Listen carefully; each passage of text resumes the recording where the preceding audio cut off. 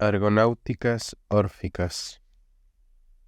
Traducción de Miguel Periago Lorente. Oh soberano que reinas en Pito, flechador adivino, que obtuviste en suerte la parnasia roca de elevada cima, celebro con mis cantos tu valor. Por tu parte, ojalá me concedas noble fama. Envía a mi alma una voz veraz, para que yo proclame a los mortales dispersos un canto sonoro, de acuerdo con los mandatos de la musa y la ayuda de mi sólida lira. Ahora pues, tañedor de la lira, a ti que grata melodía cantas, mi ánimo me incita a decir lo que jamás antes referí, cuando, espoleado por el aguijón de Baco y del soberano Apolo, mencioné los dardos que hacen estremecerse, remedios para los mortales, y luego los pactos juramentados para los iniciados.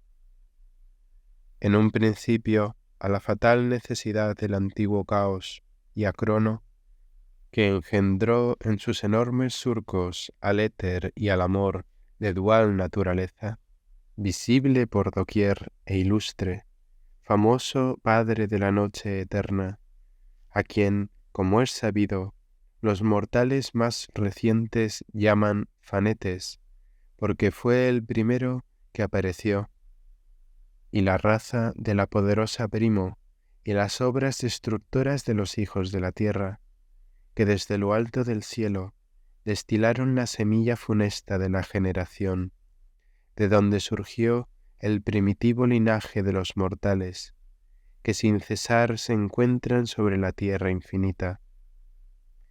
Y la servidumbre de Zeus y el culto de la madre que corre por los montes, y lo que había pensado en los montes de Cibeles respecto a la doncella Perséfone con relación a su invencible padre Cronión, y la famosa laceración de Heracles, el de las hermosas manzanas, los misterios de los ideos y la fuerza inmensa de los coribantes, y la marcha errante de Deméter y su gran pena por Perséfone, cómo fue legisladora, y los espléndidos dones de los cabiros, los oráculos inefables de la noche sobre el soberano Baco, la superdivina Lemnos, la marítima Samotracia y la escarpada Chipre, la Afrodita Adonea, los misterios de Praxídice y los de la belicosa Atenea por las noches,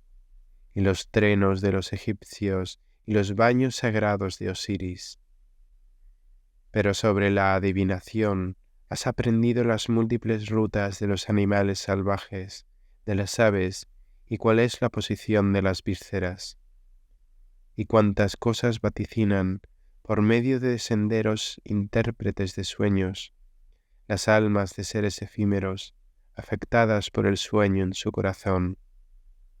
Las explicaciones de los signos y de los prodigios, y los trayectos de los astros, y la expiación purificadora como gran utilidad entre los existentes en la tierra, y los aplacamientos de los dioses y los dones abundantes de los muertos. Pero te referí lo que contemplé y comprendí cuando me encaminé por la tenebrosa vía al Ténero, al interior del Hades, confiado en mi cítara por amor a mi esposa, y el sagrado lenguaje de los egipcios que yo originé cuando entré en la divina Menfis y en las sagradas ciudades de Apis que circunda el Nilo de rápida corriente. Todo eso lo has aprendido con mucha exactitud del fondo de mi corazón. Mas ahora, una vez que el tábano hostil que se mueve en el aire ha volado, después de haber dejado mi cuerpo hacia el cielo, te vas a enterar por mi voz de lo que antes te había ocultado. Como, en otro tiempo, el primero de los héroes y de los semidioses atravesó Pieria y las altas cimas de Libetras, y me suplicaba que le ayudara en su viaje, sobre su nave surcadora del Ponto, hacia inhóspitas tribus de seres humanos, hasta el rico y arrogante pueblo en que reinaba Eetes, hijo del sol, que ilumina a los mortales. Pues Pelias, ante los oráculos, tenía el temor de que en un futuro se le privara el poder real a manos del hijo de Esón, y en su mente puso en práctica una treta. En efecto, le ordenó traer el vellocino de oro de la Cólquide a Tesalia, rica en potros.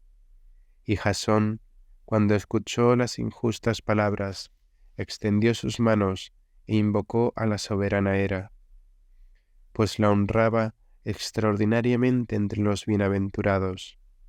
Y ella, a pesar de estar afligida, secundó sus deseos, porque por encima de los mortales apreciaba y amaba al héroe de terrible fuerza, al ínclito hijo de Esón.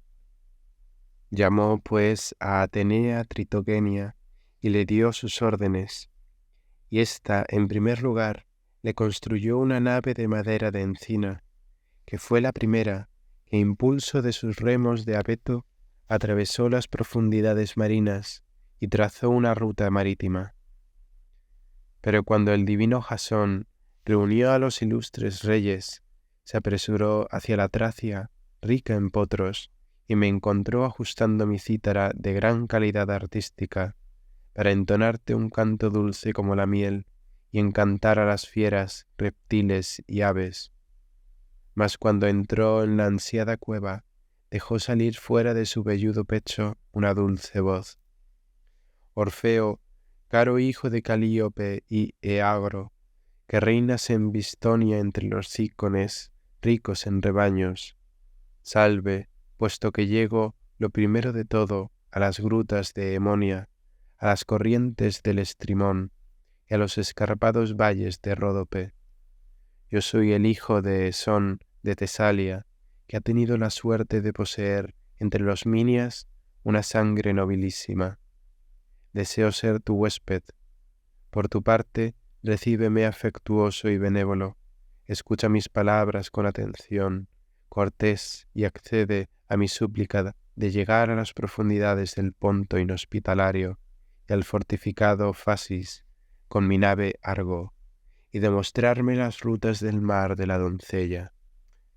Tú, amado de los héroes, que como es natural, aguardan tu lira y tu profética voz, esperando tenerte como aliado en las fatigas del mar, porque, por supuesto, no tienen la intención de navegar hacia unas tribus bárbaras sin ti, pues sin duda, tú, sin compañía, te has acercado a las sombrías tinieblas y a las profundidades más extremas, al fondo de la tierra llana, y has encontrado el camino de regreso. Por esta razón, asume como tuya la desgracia de los Minias y su gloria, para conocimiento de las generaciones futuras.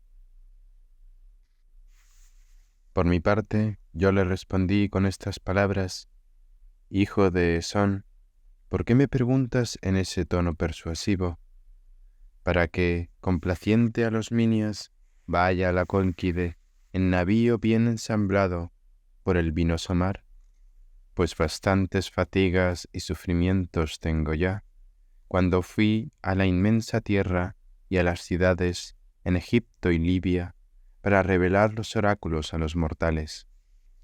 Y mi madre me salvó de mi errabunda vida y del tábano, y me condujo a otra casa, para encontrar en ella el fin de mis días en medio de la triste vejez. Pero no es posible eludir lo que está determinado por el destino. Estoy apremiado por las decisiones de las parcas, pues no merecen menosprecio las hijas de Zeus suplicante, las suplicantes. Me iré, pues, a formar parte de los jóvenes reyes y semidioses. Dejé yo entonces la amable cueva y me fui con mi lira. Llegué en veloz carrera junto a los Minias sobre las costas de Pagasas, y allí estaba reunida la tropa de nobles Minias, apretujándose en masa a lo largo de la arena y de las escarpaduras de Anauro. Pero, Cuando se dieron cuenta de que yo concluía mi camino, mantuvieron su reunión con alegría, y cada uno se regocijó en su corazón. Por otro lado, me puse a hablar y a interrogar a aquellos ilustres hombres. En primer lugar, vi al esforzado y divino Heracles, a quien engendró Alcmena en unión del crónida Zeus, en el momento en el que el ardiente sol dejó su luz por 3 días y una larga obscuridad se extendió por todas partes. A Tifis, el agníada, conductor de la larga nave, vecino de los Tespieos, que entonces en las aguas de Telmiso facilitaba el paso del riachuelo a los pueblos de Sifas, y que sabía dirigir con depurada técnica una nave en medio de rugientes y difíciles tempestades. Distinguí a Cástor, domador de caballos, y a Pólux, a Mopso de Títaro, a quien engendró al pie de una encina caonia Aregónide, casada con Ampix, a Leácida Peleo, brillante hijo de Egina, que reinaba entre los Dólopes, en la fértil Fetía. Contemplé a la ilustre y triple descendencia de Hermes, a Etálides, a quien trajo al mundo la muy ilustre Eupolemia, hija de Mirmidón, en la rocosa Álope, a Erito y al bello Equión, a los que en una ocasión engendró, unido a la ninfa Laótoe, hija de Méneto, el soberano de Cilene, el Argifonte, el de la vara de oro. Y al punto vino Actórides y Corono el comedor de bueyes. A su vez se presentó Ificlo, divino vástago de Fílaco, y el Enéada, Butes, semejante a Febo, el de la áurea espada. De Eubea llegó el Avántida Canto, a quien dominó el destino, y finalmente la necesidad le impuso perecer en Libia y olvidar el camino de regreso a casa. De las corrientes del Esepo vino el hijo de Halcón, Falero, que había fundado la ciudad de Girtón, cercada por el mar. Después, a continuación de estos, siguió Ifito, hijo de Náupolo, que reinaba en la Fócide y en Tanagra de sólidas torres. Llegaron Laódoco, Tálao y Arello, hijos irreprochables, Avántidas famosos a quienes engendró Pero. Acudió Ifidamante, el hijo de Aleo. En efecto, su valeroso progenitor lo había enviado y había dejado los confines de Tegea. Llegó Ergino, que había dejado los campos ricos en trigo de Branco y las fortificaciones de la sólida Mileto, donde baten las aguas del meandro de errante curso. Se presentaba entretanto Periclímeno, el hijo de Neleo, habiendo dejado cerca de Pelene y de Lipaxo, rica en aguas, la próspera y montañosa ciudad de Colonas. Tras dejar Calidón, vendía el rápido Meleagro, a quien engendró Eneo y Altea de rosados brazos.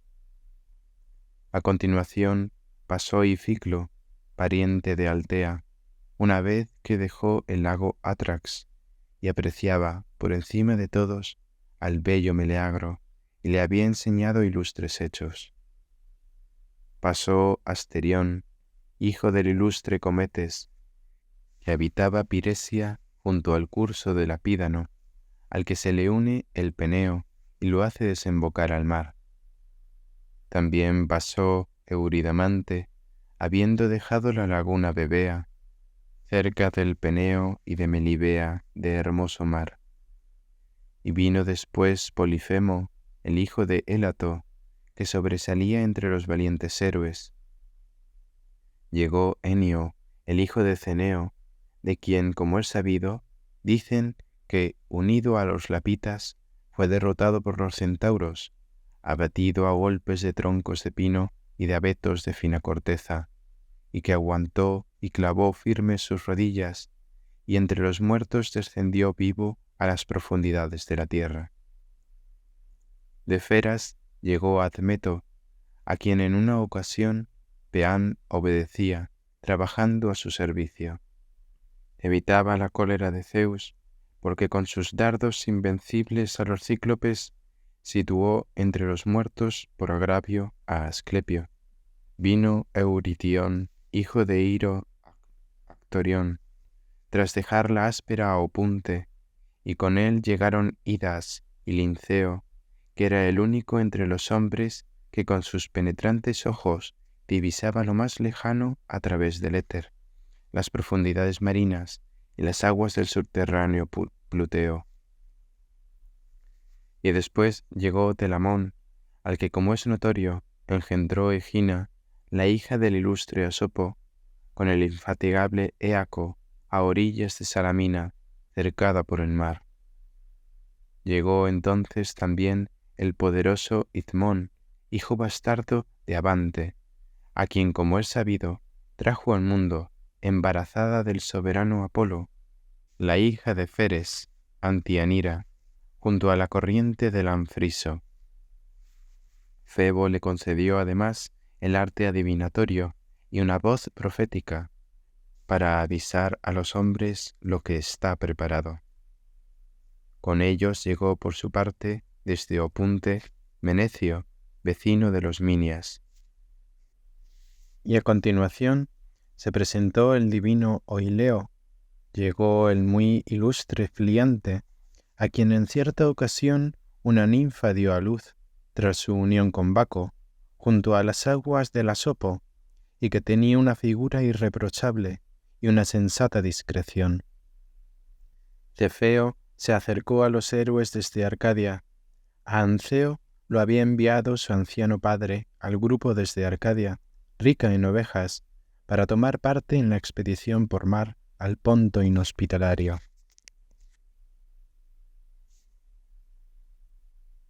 Jamás éste se había echado sobre sus robustos hombros una capa, sino que cubría su pecho con una mullida piel de oso. Llegó entonces Nauplio, amado hijo de Amimone, al que dio a luz tras unirse al muy ilustre sacudidor de la tierra, egregio por su valor y semejante a los inmortales por su figura. Vino Eufemo, de Ténaro, habiendo dejado los barrancos del cabo Malea y las mansiones bañadas por el mar. Llegó Anceo, natural de Pleurón, que, como es sabido, dominaba los cursos celestes de los astros y sus ciclos errantes, pues buscaba el presente y el futuro para los mortales. Vino entonces Palemonio, hijo bastardo de Lerno. Se había hecho daño en los tobillos y no tenía seguros sus pies, por lo que todos lo llamaban el niño de Hefesto. Llegó Augias, hijo del sol resplandeciente, una vez que dejó las orillas pisátidas del Alfeo. Y también dos irreprochables retoños habían llegado, el afamado Anfión y el intrépido Asterio, después de haber dejado Pelene y las moradas de su tierra patria. Contemplé, por otra parte, a los dos hermosos vástagos de Bóreas, a los que trajo al mundo la ilustre Oritía, hija del divino Erecteo, junto a las aguas del Iliso, cediendo a la pasión amorosa de la divinidad. Habían volado éstos, Cetes y Calais, semejantes a los inmortales en su figura, con alas situadas bajo sus orejas.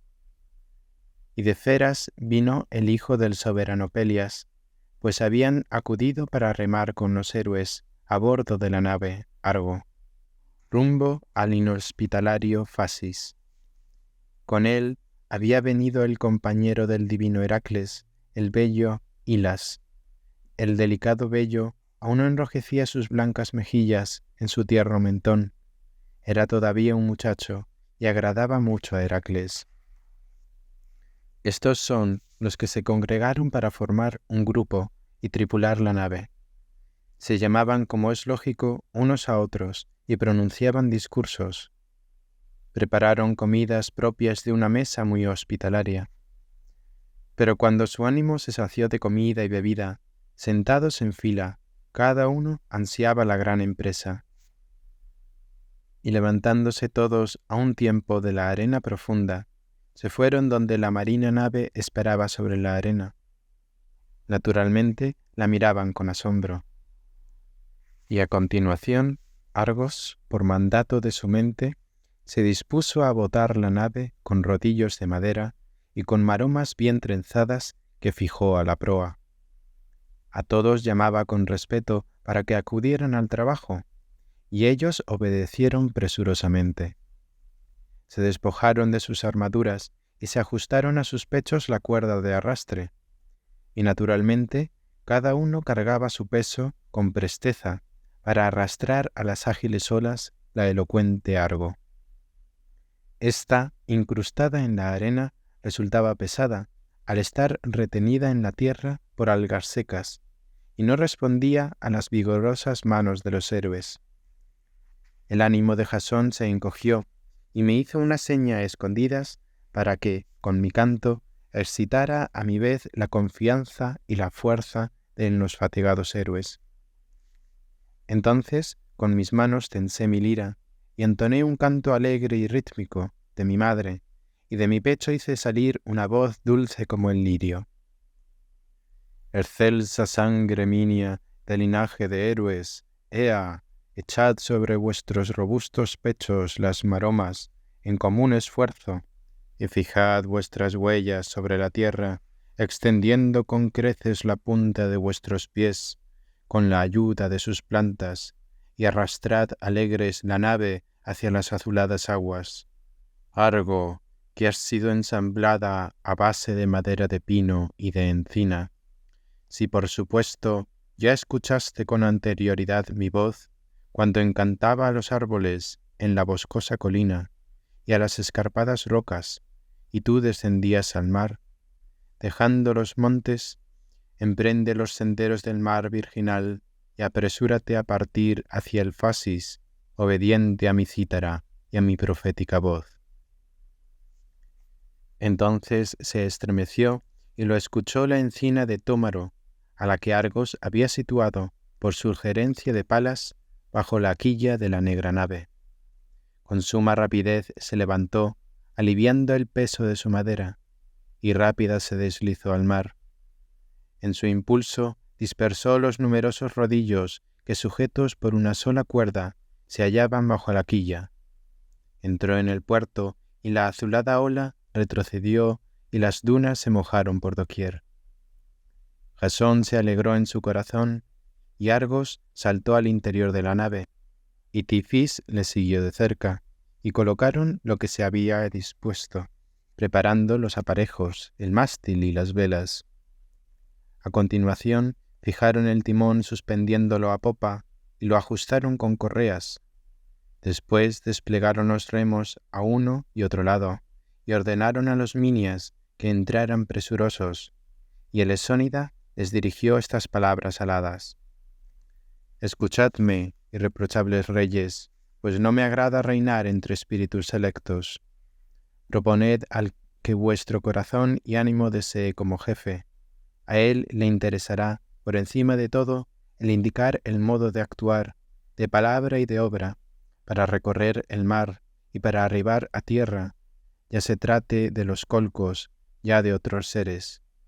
Pues vosotros, nutrido grupo de valientes, sois los únicos conmigo que os vanagloriáis de un linaje de raigambre inmortal y habéis asumido la empresa común para conseguir gloria. Pero yo no creo que exista alguien más poderoso y más valiente que el soberano Heracles. Sabedlo también vosotros. Así habló, y como es natural, todos lo aprobaron. Y en boca de la muchedumbre se corrió la voz de que fuera el caudillo de los minias el Álcida, que sobresalía con mucho entre todos sus camaradas. Pero no persuadieron al prudente soberano, que por supuesto sabía que el hijo de Esón había merecido el honor por decisión de Hera, dado que le reservaba una noble fama para el futuro. Así pues, él mismo proclamó que Jasón fuera el caudillo de los 50 remeros, por tierra y por mar. Y entonces, en tanto, el sol escindía el firmamento inmenso con sus veloces corceles, y preparaba la negra noche, el hijo de Esón meditaba en su mente proponer a los héroes un pacto y unos juramentos de alianza, para que accedieran a observarlo todo de un modo inmutable. Entonces, oh Museo, caro retoño de Antiofemo, rápidamente me ordenó preparar los hermosos sacrificios. Por consiguiente, puse sobre la orilla seca madera procedente de una nutricia encina, y encima deposité, en un manto, dones en profusión para los dioses. Y entonces degollé de un tajo un toro grandioso, soberano de los bueyes, inclinándole su cabeza hacia el firmamento divino. Y por doquier vertí su sangre alrededor del fuego. Y a continuación, una vez que partí el corazón, lo puse sobre una torta ritual, levé aceite fluido y añadí leche de oveja. Ordené a los héroes que se extendieran alrededor y hundieran sus lanzas y espadas guarnecidas de empuñadura en la piel y vísceras con la fuerza de sus manos. En medio coloqué, hundiéndola, una vasija de loza que contenía un brebaje en el que todo había sido diestramente mezclado. En primer lugar, la vivificadora harina de cebada de Deméter, luego la sangre del toro y el agua salada del mar. Y les ordené que se colocaran alegres coronas de olivo. Llenando entonces de brebaje con mis manos un tazón de oro, lo distribuí en orden para que cada uno de los esforzados reyes lo probara, y ordené a Jasón que pusiera una antorcha en la pira de pino seco, y la llama divina penetró en ella. Entonces yo, tendiendo las manos hacia las olas del mar resonante, pronuncié estas palabras: Felices soberanos del océano y del mar agitado, que moráis en las profundidades, y cuantos las arenosas costas llenas de guijarros habitáis, y las profundidades marinas de Tetis. En primer lugar, invoco a Nereo, el más veterano de todos, juntamente con todas sus 50 encantadoras hijas, a la pisciforme Glauce, a la inmensa Anfitrite, a Proteo y a Forcis, al poderoso Tritón, a los vientos rápidos juntamente con las brisas de pies de oro, y a los astros que brillan a lo lejos, y a la oscuridad de la noche sombría, y al resplandor del sol que guía los pies de sus caballos, a los démones marinos que se mezclan con los héroes, a las divinidades de las costas y a las corrientes de los ríos que se juntan con el mar, al mismo Crónida de azulada cabellera que agita la tierra y se lanza por las olas para ir a sancionar los juramentos. Pues bien, en tanto permanezcamos siempre con firmeza como ayudantes de Jasón, cooperando resueltamente a las tareas comunes, podemos regresar salvos cada uno a su casa. Mas si alguien viola el pacto, despreocupándose de la transgresión de su juramento, sean testigos del hecho la correctora justicia y las erinis dispensadoras de desdicha. Así hablé, y ellos por su parte dieron su aprobación, temerosos de los pactos juramentados, y con sus manos lo confirmaron. Y después que prestaron el juramento y lo concluyeron, entraron todos a continuación en la concavidad de la nave, y colocaron sus armas en los bancos, agarrando los remos. Igualmente fue requerido Tifis para sujetar con gruesos cables la larga escala, desplegar las velas y largas amarras del puerto. Entonces Hera, esposa de Zeus, envió una silbante brisa para partir, y la Argo se apresuró a surcar las aguas. Y ellos, los incansables soberanos, aplicaban sus manos y su mente al manejo de los remos, y el mar inmenso se hendía, a la vez que la espuma se hinchaba por todas partes bajo la quilla.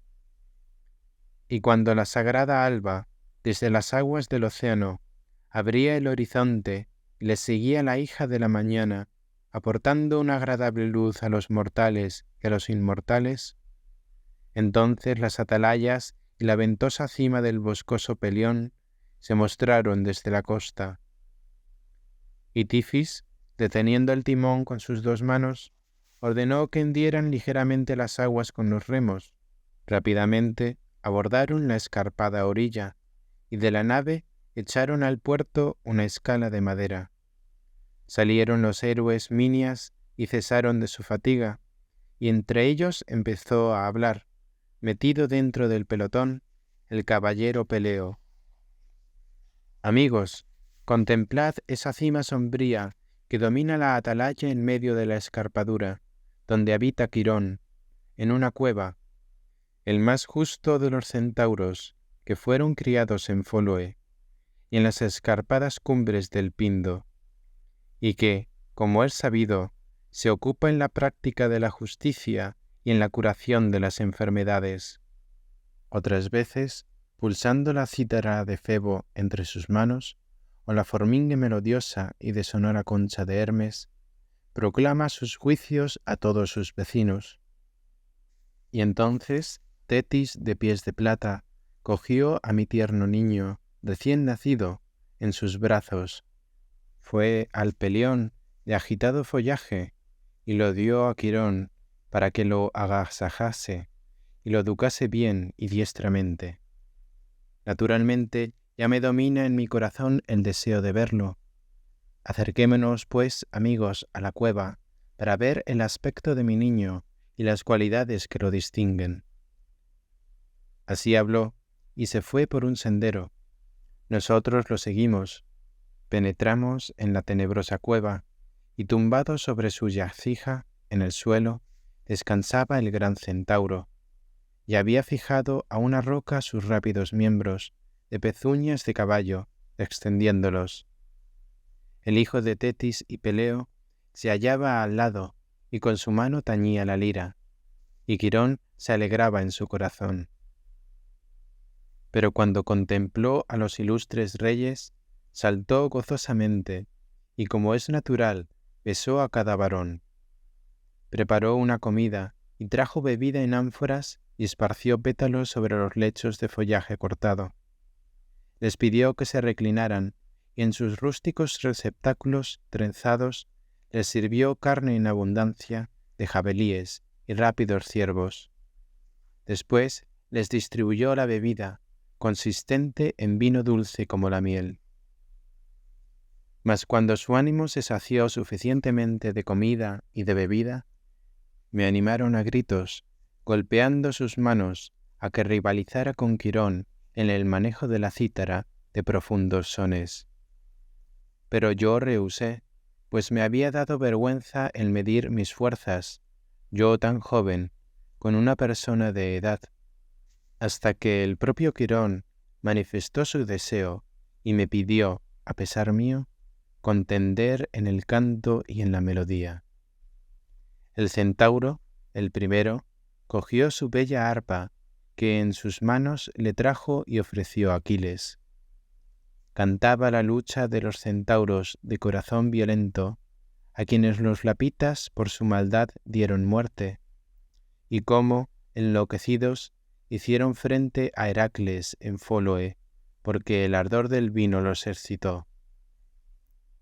Por mi parte, después de él, cogí mi sonora forminge, y de mi boca emití y difundí un canto de dulce acento. En primer lugar, el himno sombrío del antiguo caos, cómo transformó los elementos, cómo el cielo fue a los confines, y el nacimiento de la tierra de ancho pecho y las profundidades del mar, y el amor, viejísimo, autosuficiente y muy prudente, y todo lo que éste ha engendrado y ha separado uno de otro. Y a Crono el destructor, y cómo el poder real sobre los felices inmortales llegó a Zeus, que se complace en el rayo, canté el nacimiento y disensión de los bienaventurados más jóvenes, y las empresas destructoras de Brimo, Baco y los gigantes, y la populosa estirpe de los débiles hombres también celebré. Y mi canto recorría la estrecha cueva, pues mi lira dejaba oír un son dulce como la miel. Pasó revoloteando a las altas cimas y a los boscosos valles del Pelión, y la voz llegó a las elevadas encinas. Y éstas se arrancaban de raíz y corrían hacia la cueva, y las rocas resonaban. Y las fieras, al oír el canto, salían huyendo y se detenían ante la cueva. Los pájaros formaban círculos en torno a los establos del centauro, con sus alas cansadas, y se olvidaban de su nido. A la vista de ello, el centauro se asombró, y daba gruesas palmadas, y con sus pezuñas golpeaba el suelo. Tifis entró, procedente de la nave, y ordenó a los minies partir rápidamente. Por mi parte, cesé en el canto. Ellos se levantaron presurosamente, y cada uno se puso su armadura. El caballero Peleo tomó al niño en sus brazos, y besó su cabeza y ambos ojos, sonriendo entre lágrimas. Aquiles se regocijó en su ánimo, y el centauro me obsequió con un regalo de su mano, una piel de cervato en forma de piel de pantera, para que me llevara un presente de hospitalidad. Y cuando salimos de la cueva dando saltos, desde lo alto de la atalaya, el anciano hijo de Fílira, levantando sus manos, suplicó e invocó a todos los dioses por el regreso de los minias y por la consecución de una doble fama para los jóvenes reyes, incluso entre las generaciones futuras. Y una vez que todos llegaron a la orilla y a la nave, se sentaron en los anteriores sitios. Naturalmente, echaron mano a los remos y batían el mar, alejándose del Pelión. Sobre el gran abismo del mar, la bullente espuma blanqueaba el brillante mar. Se perdió de vista el pico de Pisa y la costa de Sepias, y apareció Escíato, y se hizo visible la tumba de Dólope, la marítima Ómole y la corriente que fluye al mar del torrente, que a través de un extenso territorio encauza sus tumultuosas aguas.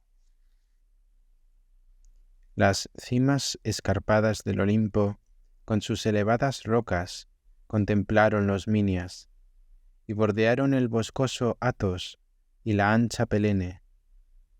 Igualmente a la muy divisa Samotracia, en donde tienen lugar las espantosas ceremonias juramentadas de los dioses, indecibles a los mortales, se encaminaron en su viaje contentos los héroes, gracias a mis consejos, porque se deriva un gran beneficio para los mortales de este ritual, especialmente para todos los navegantes. Atracamos la veloz nave entre las rocosidades de los Sintios, en la muy divina Lemnos. Allí, acciones muy malas habían ocupado a las mujeres, pues habían dado muerte por sus desafueros a sus maridos, y la ilustre Hipsípila, excelsa entre las mujeres por su belleza, las gobernaba complacidas. Pero, ¿por qué exponerte abiertamente un largo discurso sobre ellas? ¿Qué deseo infundió en las nobles Lemnias de unirse en el lecho con los minias, Cipris, de amores nutridora? Jasón sedujo a Hipsípila con su atracción encantadora, y cada héroe se unió con una, y se habrían olvidado del viaje si no se hubieran encaminado a la negra nave, arrobados por mis palabras disuasorias, nacidas de mi mágico espíritu, ansiosos por remar, y se hubieran acordado de ese modo de su empresa. Desde allí nos llevó al Helesponto, al amanecer, un viento favorable, el poderoso Céfiro, más allá del estrecho de Ábidos, a la Dardania Troya, teniendo a la derecha a Pitia. donde el Esepo riega con sus aguas argénteas el territorio, rico en espigas, de abardis y pércote. Rápidamente, a impulsos, corría la parlera Argo. Pero cuando arribamos a la arena, entonces Tifis, el piloto de la nave, y el ilustre hijo de Esón, y conjuntamente otros minias, erigieron una pesada piedra en honor de la ojizarca Tritogenia, en el lugar en que las ninfas encauzaron hermosos regatos, al pie de la fuente Artacia, puesto que se les presentó una apacible calma al abrigo de un golfo mientras navegaban por el ancho Helesponto. No echaron a tierra las anclas bien curvadas, golpeados por las aguas al influjo de vientos huracanados.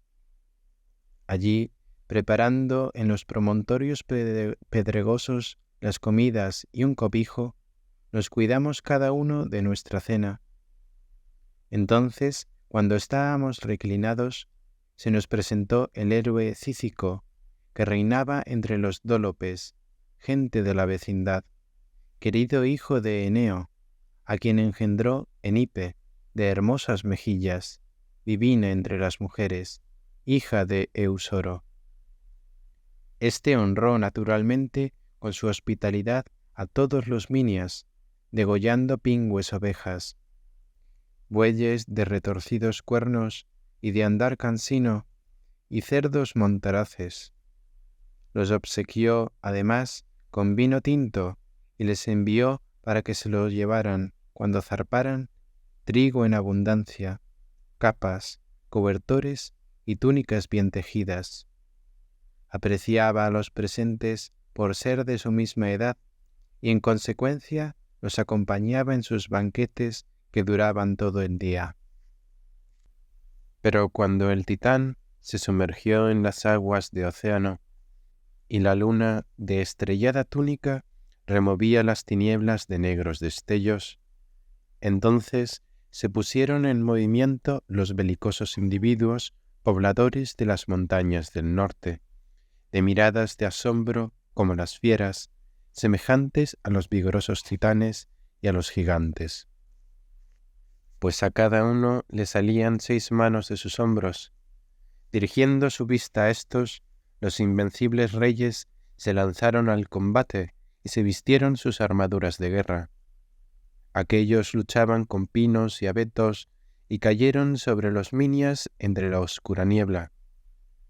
El valeroso hijo de Zeus, disparando con su arco, los iba matando, según atacaban.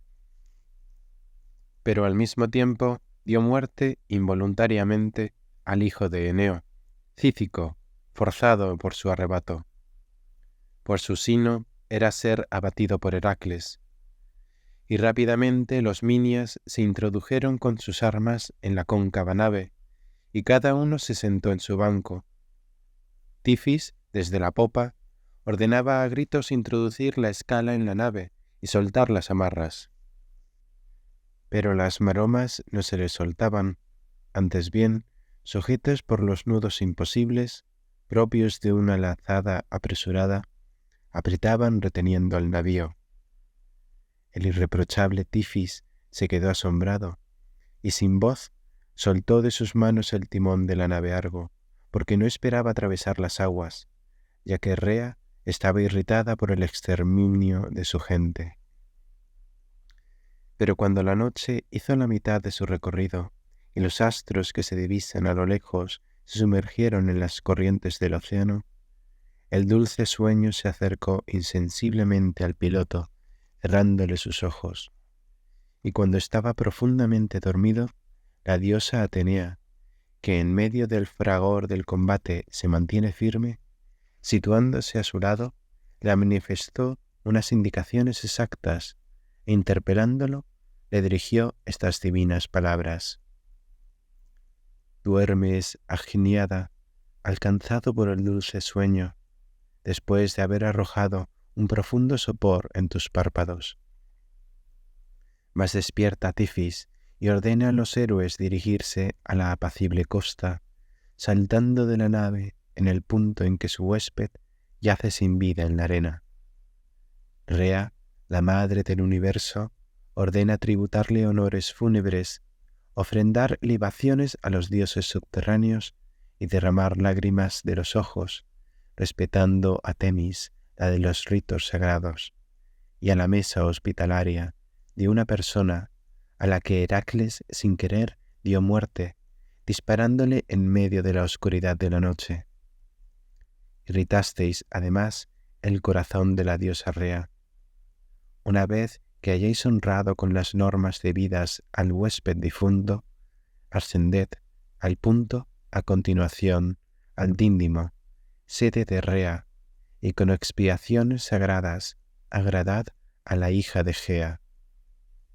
Recoged entonces las amarras y pensad en vuestro viaje.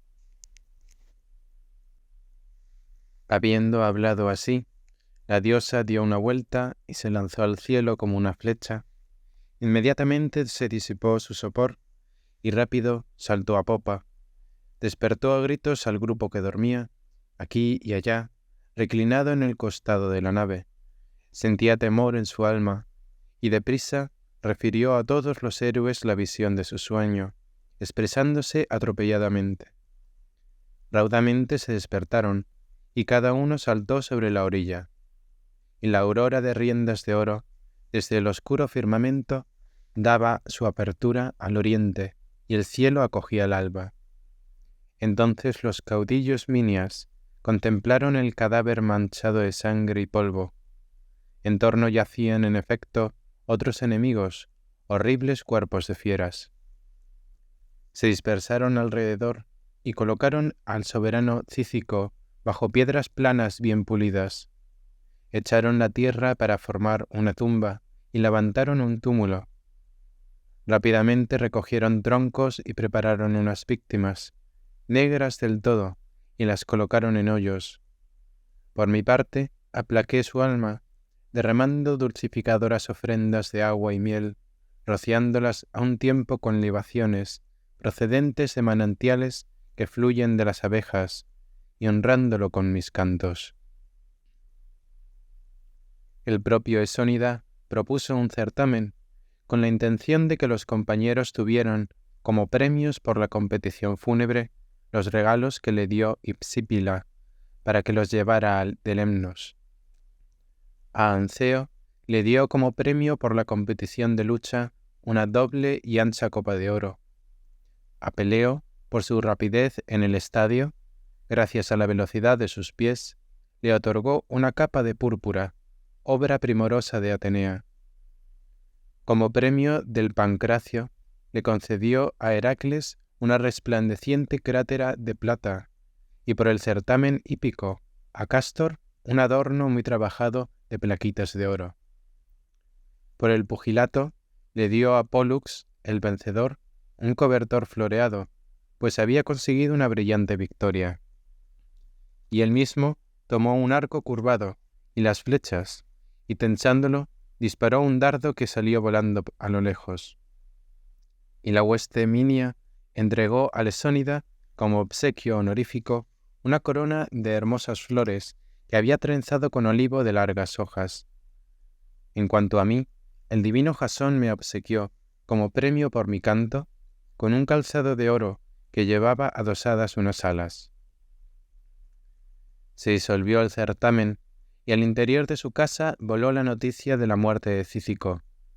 Su desdichada consorte, cuando la escuchó, se desgarraba el pecho y lanzaba agudos gritos de dolor, y atándose una cuerda en torno a su cuello, se quitó la vida estrangulándose. La tierra recibió en una laja sus lágrimas e hizo brotar, dejándola correr, argéntea agua de manantial, de en medio de una fuente, perenne. Los vecinos la llaman Clite, y entonces los reyes, a causa de lo que habían indagado por el sueño, se encaminaron a la divina ladera y a la cima del Díndimo, para aplacar, a base de libaciones de buen vino, a la vetusta Rea y evitar la cólera de la soberana. Yo los seguí, sosteniendo la forminge en mis manos. Llegó por su parte Argos, tras dejar la bien construida nave. Había cortado con un agudo hierro un sarmiento de viña reseca, trenzado a un abeto de delgada corteza, y diestramente había esculpido una imagen sagrada gracias a su ciencia, para que quedara fijo por siempre para las generaciones futuras, y con piedras bien labradas construyó un habitáculo para la soberana. Como es lógico, los minias se afanaron, y por encima de todos con mucho el esónida, y construyeron un altar de guijarros, en el que libaciones, acompañadas del sacrificio de un toro, y bellas ofrendas hicieron los caudillos, y complacieron a Rea con las libaciones. Luego me pidieron celebrar y honrar a la diosa, para que concediera a los suplicantes un feliz regreso. Pero, cuando le imploramos con sacrificios y súplicas, descendimos a la nave de Argo. Y Tifis, naturalmente, desde la popa llamaba a los héroes, y todos se apresuraron a sentarse en los asientos de antes, y una vez que se acoplaron a su sitio, se aplicaron al remo. De pronto, los delgados cables se desataron de tierra, y las amarras se desplegaron. Al punto, desde la cima del Díndimo, envió Rea la de espléndido velo un viento favorable. Por nuestra parte, celebramos en la nave ofrendas de honor, después de haber coronado el altar, para que las generaciones futuras tuvieran conocimiento de Pismatía, allí donde se desataron las amarras de la nave de Argos que se hallaba retenida. Pero, cuando el viento llenó las velas del navío, se lanzó éste con ímpetu, atravesando las saladas olas del mar, y superó de cerca los confines de la tierra misia, y en su navegación rápidamente sobrepasó la desembocadura del Ríndaco. Penetró en bellos fondeaderos arenosos y atracó en la orilla. Echaron mano a los cordajes, plegaron las velas y las ataron con correas, arrimaron la escala a tierra y desembarcaron, deseosos de comer y de beber. En torno apareció la cima del Arganto y sus escarpadas alturas, y Heracles se metió presuroso por las boscosas hondonadas con el arco y las flechas de 3 puntas en sus manos, para cazar y procurar comida a sus compañeros, bien jabalíes, una ternera cornuda o una cabra salvaje. Y cuando ya se había alejado de sus compañeros, Hilas salió de la nave, siguiéndolo a escondidas. Se extravió por un sendero tortuoso, errando por el bosque, y penetró en la cueva de las ninfas de los pantanos, que, cuando lo vieron venir, todavía un muchacho, semejante a un dios, lo retuvieron, para que con ella se hiciera inmortal y no envejeciera durante todos los días. Pero cuando el sol condujo sus veloces corceles al centro del día, y veloz sopló desde el monte un viento favorable que cayó en las blancas velas, Tifis pidió a gritos pasar al interior de la nave y soltar las amarras de la orilla. Ellos obedecieron las órdenes del piloto. Polifemo y Látide raudamente subió a un promontorio para llamar a Heracles rápidamente a la nave, pero no lo encontró, pues el robusto Heracles tenía ya decretado por el destino el no ir a Fasis de hermosa corriente. Con la aurora entramos en la funesta tierra donde reinaba entre los arrogantes bébrices Ámico, quien sin preocuparse de la ley de Zeus, inspirador de todos los oráculos, había propuesto a los extranjeros, como concurso, para todo aquel que desde los pueblos vecinos llegara a sus dependencias y sólida vivienda, el medir sus fuerzas en tremendo pugilato. El poderoso Pólux, entonces, lo aniquiló con violencia, asestándole de improviso un golpe en la cabeza con sus duras correas. Por su parte, los minias eliminaron con sus armas a las gentes bébrices. Partimos, entonces, y esforzándonos con los remos, arribamos a la gran ciudad de los Bitinios, en una costa profunda. Nos apresuramos por la desembocadura, y por los bosques blancos como la nieve. Acampamos al atardecer y nos preparamos la comida. Allí en una ocasión, Fineo, de funesto matrimonio, movido por pernicioso arrebato, dejó ciegos a sus 2 hijos y los expuso en los rocosos promontorios como presa para las fieras, a causa de los encantos femeninos. Pero los hijos del ilustre Bóreas los mantuvieron indemnes y les conservaron la vista, y otorgaron a Fineo la desgracia de su terrible cólera, y le privaron del resplandor de la luz.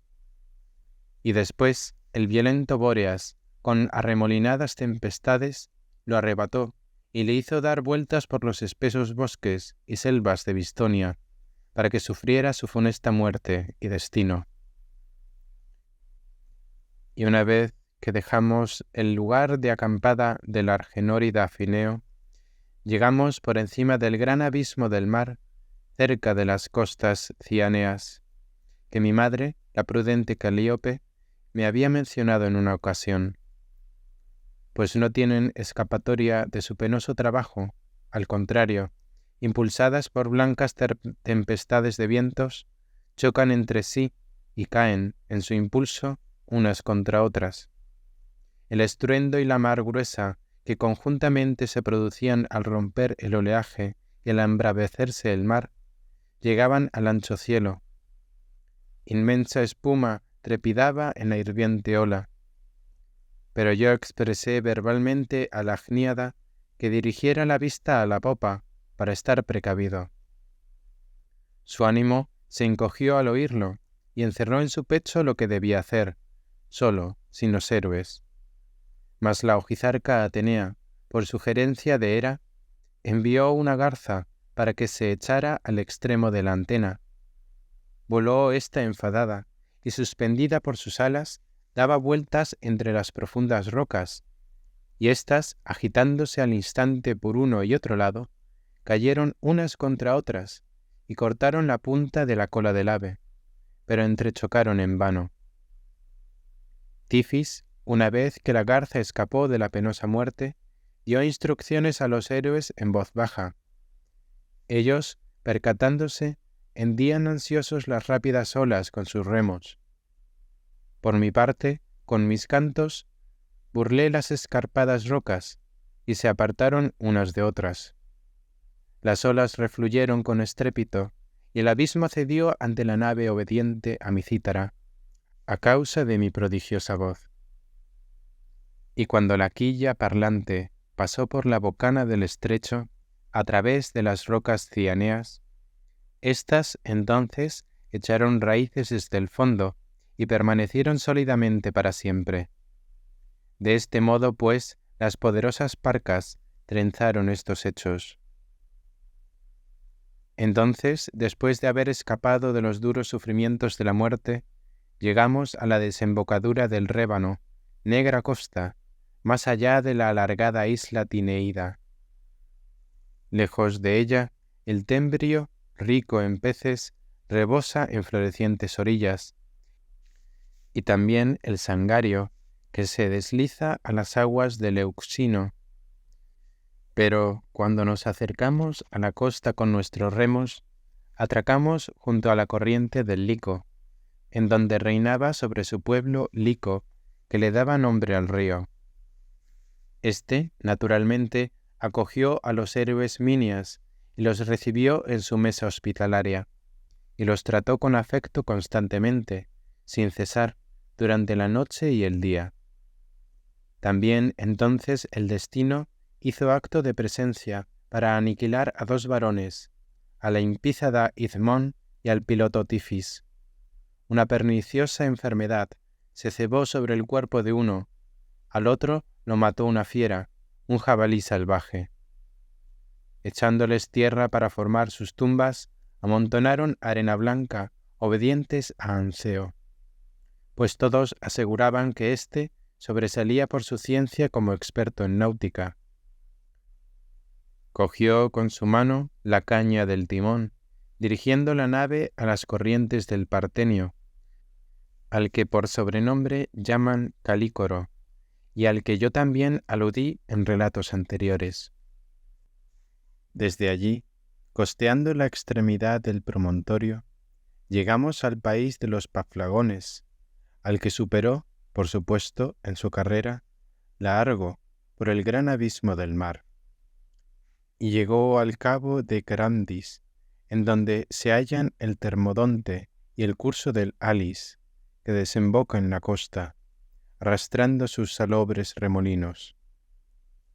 Dan un salto hacia abajo frente a la osa boreal, donde se encuentran las largas encrucijadas de Temiscira de Ántide, y cerca se hallan las ciudades de las Amazonas, domadoras de caballos, y los cálibes, las comunidades tibarenas y los pueblos pequinos habitan en torno a la llanura en convivencia con los mósinos. Navegando a la izquierda, arribamos a las costas en donde estaban los macros, vecinos de los mariandinos.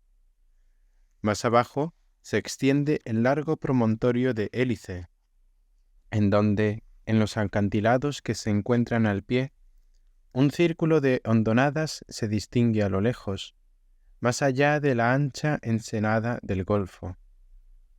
Es allí donde está el pico de Sime y la gran pradera verdeante. Allí se encuentra el curso del estruendoso río Araxo, del que derivan el Termodonte, el Fasis y el Tanais, donde se encuentran las ilustres tribus de los Colcos, los Eníocos y los Araxos. Y superando el mencionado promontorio, navegamos por los fondeaderos interiores de los Uros, Cuizneos, Carandeos y Sólimos, y de los pueblos asirios. Pasamos por el áspero codo de Sinope, por los Fíliros, por los Nápatas, por las numerosas ciudades de los Sapiros. Además de ellos, por los Vicenos y por las inhospitalarias tribus de los Cigimnos. Impulsada por el viento, con las velas hinchadas, navegaba la Argo al amanecer, cuando la aurora se encaminaba al mundo infinito, hacia la extremidad del inhóspito, en dirección al Fasis de hermosa corriente. Mas, cuando, a través de la desembocadura del río de tranquilo fluir, pasamos, al punto, como era de esperar, el recinto y la escarpada muralla de Eetes aparecieron, y los bosques en donde el bellocino de oro estaba suspendido en una encina, cuyas bellotas caían como granizo.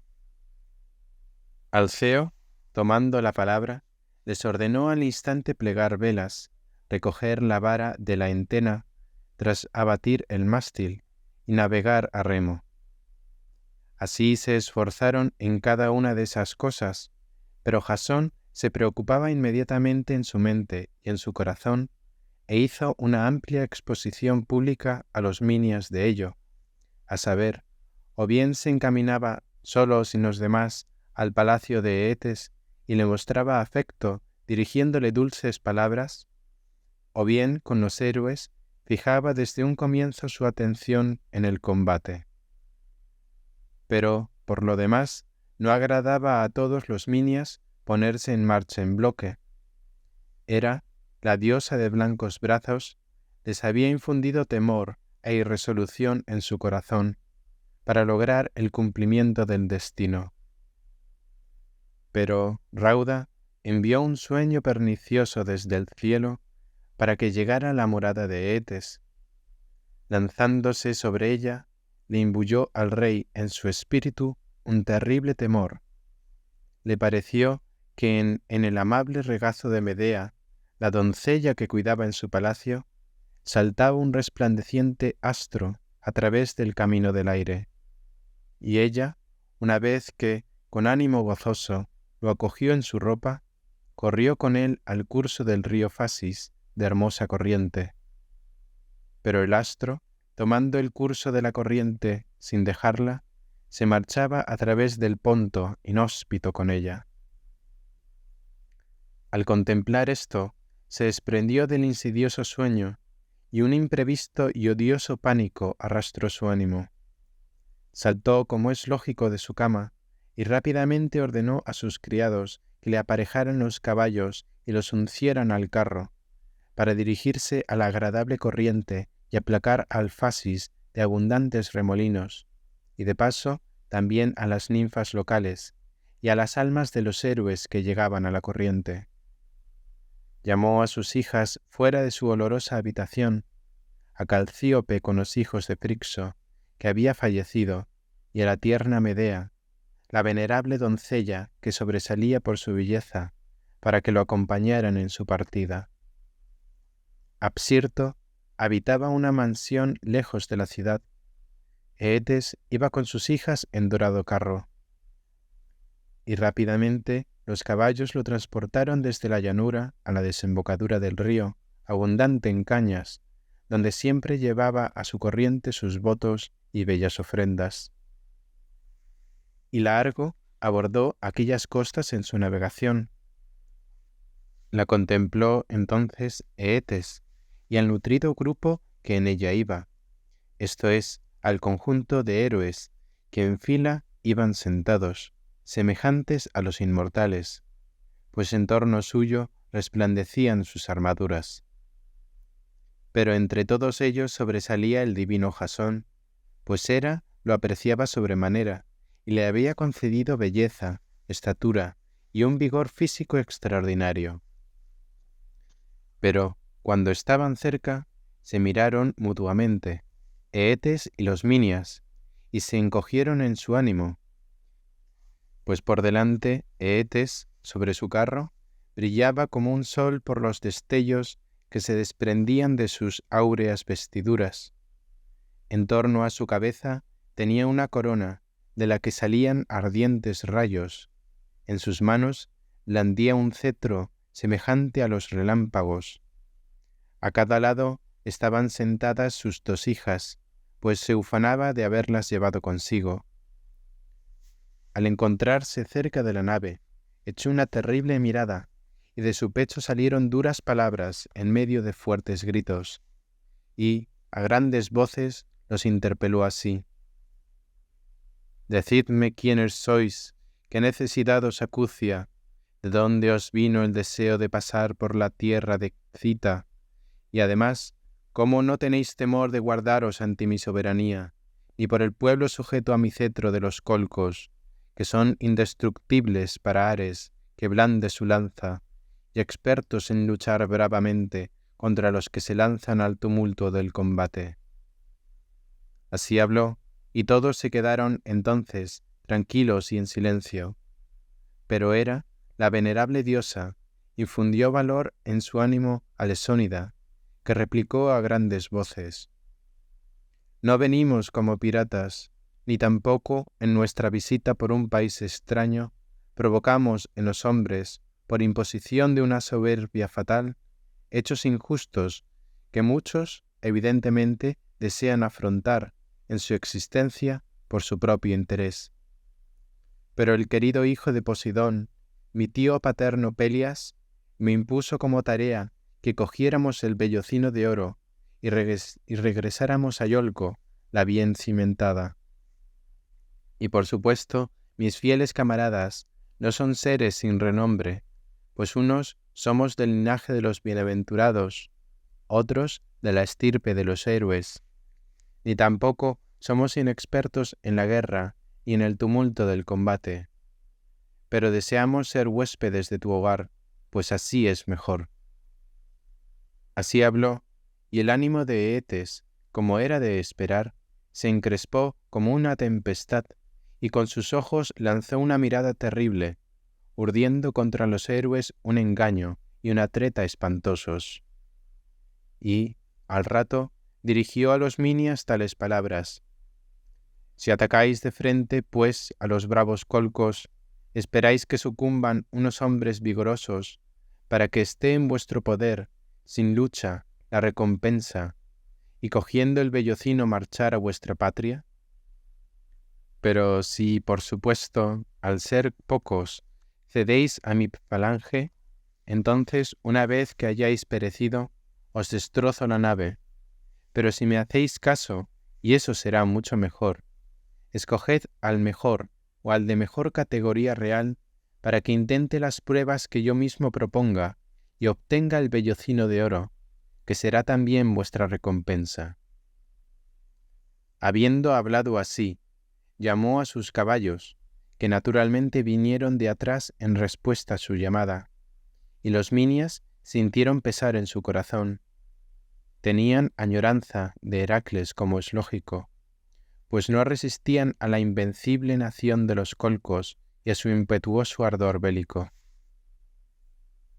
Pero ahora, Museo, te contaré de pasada todo lo que sufrieron los desdichados minias y lo que realizaron, y cómo regresó de la mansión de Eetes, Argos, el hijo de Frixo, provisto de buena lanza de fresno, a quien, como es sabido, había engendrado Calcíope, anunciando a los minias lo que se iba a cumplir por las personales arrogancias del pernicioso Eetes, y cómo Medea, de funesto matrimonio, fue dominada por los virginales atractivos de Jasón, merced a la decisión de la diosa Hera, pues Citerea, alimentadora de pasiones amorosas, provocó en ella el deseo, y la Erinis terrible le lanzó, además, a sus entrañas un dardo, y cómo Jasón sometió al yugo a los bueyes que soplaban fuego, poniendo en su surco la simiente correspondiente a 4 yugadas, que como es sabido había traído Frixo, provisto de buena lanza de fresno, cuando fue a la mansión de Eetes, dote guerrera consistente en los dientes del dragón, y cómo destruyó la cosecha de enemigos sembrados con su destructora mano, y cómo el Esónida consiguió una brillante gloria, y cómo salió de palacio sin que se dieran cuenta, cubierta por su velo y amparada en la oscuridad de la noche, la doncella de funesto lecho, pues la atormentaban los deseos de acercarse a la nave Argo y el soberano destino, sin respetar a nadie y sin reparar en la cólera de su padre, y cómo, enlazando y abrazando el cuerpo de Jasón, besó ansiosa el pecho y el agradable rostro, inundando de lágrimas sus mejillas, y no tuvo pudor alguno de su deseo por el héroe. Antes bien, espoleada por su atractivo, abandonó su reserva y la varonil intención de un matrimonio. Pero de nuevo, y más adelante, escucharás muchas más cosas.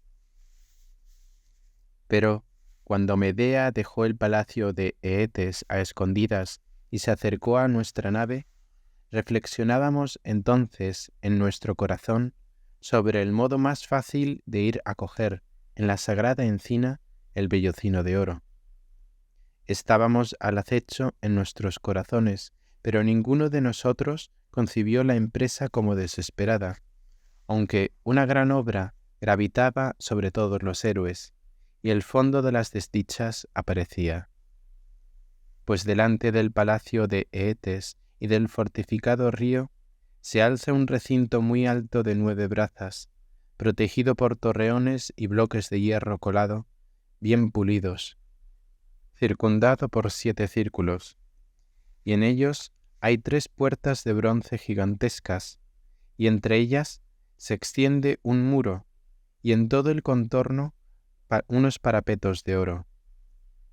Sobre el dintel de las puertas se encuentra una soberana de larga visión que provoca el resplandor del fuego, a la que los colcos aplacan como Artemis, protectora de las puertas, la de ruidosa carrera, terrible de ver y terrible de escuchar para los hombres, salvo que se participe en las iniciaciones y en las ceremonias purificadoras, concretamente en todas aquellas que han mantenido ocultas la iniciada sacerdotisa Medea, de funesto lecho, en medio de doncellas de cita. Ningún mortal, sobrepasando el umbral, se ha adentrado demasiado por aquel camino, ya sea indígena, ya extranjero, pues por todas partes la terrible deidad, conductora, lo aparta, inspirando su furia a los perros tranquilos. Y en su interior, en el fondo del recinto, sucede un bosque sombreado por sus frondosos árboles, en el que hay muchos laureles, cornejos y esbeltos plátanos, y hierbas que se cubren por una bóveda de raíces que dan en tierra.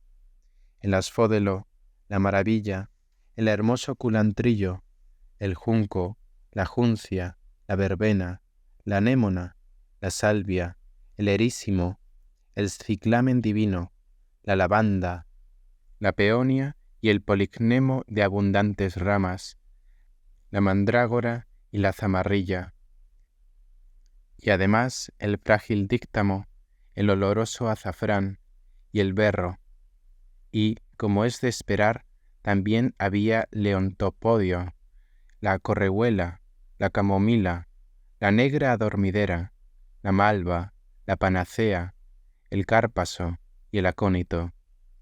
Otras muchas plantas nocivas crecen en la tierra. En medio, tan alto como el cielo, se alza en una gran parte del bosque el robusto tronco de una encina, cubierto en su entorno de ramas, y en ella, como es sabido, pendía sin más de una larga rama el vellocino de oro, al que vigilaba prestamente una terrible serpiente, monstruo funesto para los mortales, indecible. Pues, cubierto de escamas de oro y arrastrando su tronco de enormes repliegues, guarda el monumento de Zeus serpenteante, pasando ante el vellocino, y se aplica a unas vigilancias infatigables, sin disfrutar del sueño, dándole vueltas a su insolente lagrimal en sus brillantes ojos. Pero, una vez que escuchamos cómo se había producido esta evidencia, en lo que respecta a Hécate de Muniquia y a la vigilancia del dragón, esto es, todo cuanto había referido Medea con claridad, buscamos un medio desesperado como resolución de nuestra penosa tarea, persuadir y aplacar a la cazadora, encaminarnos a la tremenda fiera para recoger la piel y regresar a nuestra tierra. Y entonces, entre todos los héroes, se puso a gritar Mopso, pues él lo sabía por sus artes adivinatorias, que me suplicaran y se aplicaran a la empresa para aplacar a Artemis y encantar a la arrogante fiera. Así suplicaban ellos alrededor, pero yo animé a Lesónida a que los dos hombres más poderosos, Cástor, el domador de caballos, y Pólux, valiente en el pugilato, juntamente con el ampícida Mopso, fueran al logro del objetivo de la empresa. Solo Medea, de los demás, me acompañó. Mas, cuando llegué al recinto y a la residencia divina, excavé un triple hoyo en un lugar llano. Llevé inmediatamente ramas de enebro, de cedro seco, de espino puntiagudo y de álamos llorones, y preparé una hoguera delante del hoyo. Y Medea, la extraordinariamente sabia, me trajo muchos objetos que había cogido de los cofres del oloroso santuario. Acto seguido, bajo unos mantos, preparé los pasteles de cebada y los echaba a la hoguera, y ofrendé sacrificios rituales, inmolando a 3 cachorros de perros totalmente negros. A su sangre mezclé capa rosa, jabonera, cártama escindida y además llantén desagradable, ancusa roja y cálcimo. A continuación, después de haber rellenado con ello el vientre de los cachorros, los puse en unos troncos, mezclé con agua sus intestinos y los arrojé al hoyo. Me puse un manto negro y golpeando el odioso bronce, las conjuré. Prestamente me escucharon, rompiendo los costados del triste abismo, Tisífone, Alecto y la divina Megera, lanzando con sus antorchas secas un resplandor de muerte. Al punto ardió el hoyo y el funesto fuego crepitaba. La ardiente llamarada esparció un humo extenso, y al instante, a través de la llama, se despertaron del Hades terribles, espantosas, crueles, difíciles de mirar. Tenía una un cuerpo de hierro, la llaman Pandora los infernales. Con ella venía la hija de Tártaro, Hécate, de formas cambiantes, tricéfala, prodigio funesto de ver, indestructible. De su hombro izquierdo salía un caballo de larga crin, y a su derecha se podía contemplar una perra de mirada furiosa. En medio, una figura de aspecto salvaje sostenía en ambas manos unas espadas provistas de empuñadura. De un lado a otro, en torno al hoyo, se movían en círculo Pandora y Hécate. Las acompañaban apretujándose las vengadoras. Al punto, Ártemis, la vigilante, dejó caer a tierra de sus manos las antorchas y dirigió sus ojos al cielo. Los perros sirvientes movieron su cola, los pasadores de los cierres de plata se soltaron, las bellas puertas de la robusta muralla se abrieron y apareció el bosque fortificado. Franqueé, pues, el umbral. Entonces Medea, hija de Eetes, el ilustre hijo de Esón, y los Tintáridas se apresuraron a un tiempo. Mopso los siguió. Pero, cuando apareció de cerca la amada encina, el zócalo de Zeus hospitalario y la sede de su altar, entonces el dragón, arrastrándose en sus enormes repliegues, se puso a dar vueltas, levantando su cabeza y su espantosa mandíbula, y emitió un silbido funesto, y el inmenso firmamento retumbó. Resonaron con estrépito los árboles, sacudidos enteramente de raíz por doquier. El umbroso bosque retumbó silbos y alaridos. Por otra parte, el temor hizo presa en mí y en mis compañeros. Sola, aparte, Medea mantenía un corazón indomable en su pecho, porque con sus manos había recogido trozos de raíces dañinas. Yo entonces, por mi parte, le saqué un son divino a mi lira, y de la última cuerda obtuve un timbre grave, emitiendo de mis labios quedamente un cántico imperceptible. Alabé al sueño, soberano de los dioses y de todos los hombres, para que viniera y calmara el alma del violento dragón. Rápidamente me obedeció y se encaminó a la tierra de Cita, y, adormeciendo a las tribus de los hombres que se afanan durante todo el día, a las violentas corrientes de los vientos, a las olas del mar, a las fuentes de aguas perennes, a las corrientes de los ríos, a las fieras y aves que viven y reptan, se alejó al impulso de sus áureas alas, dejándolos sumidos en el sopor. Llegó al florido territorio de los duros colcos. El sueño atrapó rápidamente los ojos del monstruoso dragón, dejándolo como muerto. El largo cuello de su garganta dejó caer, sintiendo pesada la cabeza por las escamas. Medea, la de funesto destino, se asombró al verlo, y dándole ánimos, impulsó al ilustre hijo de Esón a que rápidamente cogiera el vellocino de oro del árbol. Y él la obedeció cuando la oyó. Una vez que cogió la enorme piel, corrió a la nave. Los héroes minias se alegraron grandemente y alzaron sus manos a los inmortales que ocupan el ancho cielo. Así dirigían sus miradas en torno al vellocino, y Eetes, por su parte, se enteró inmediatamente por los criados de la partida de Medea. Al punto dio a Aspsirto la orden de reunir al pueblo y buscar, como es lógico, a su joven hermana. Veloz se apresuró éste a la desembocadura del río, hacia el grupo de héroes, y allí encontró, naturalmente, a la terrible doncella.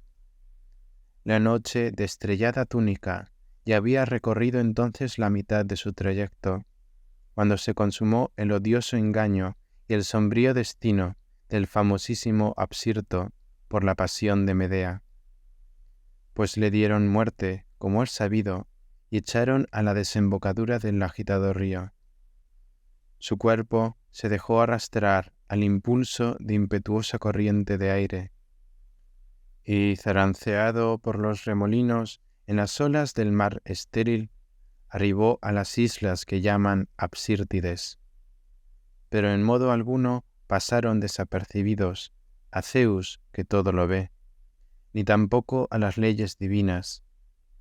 Cuando penetraron en el interior de la nave y de ambos costados, cortaron las amarras de la orilla y al impulso de los rápidos remos, recorrieron la mayor parte del río presurosamente.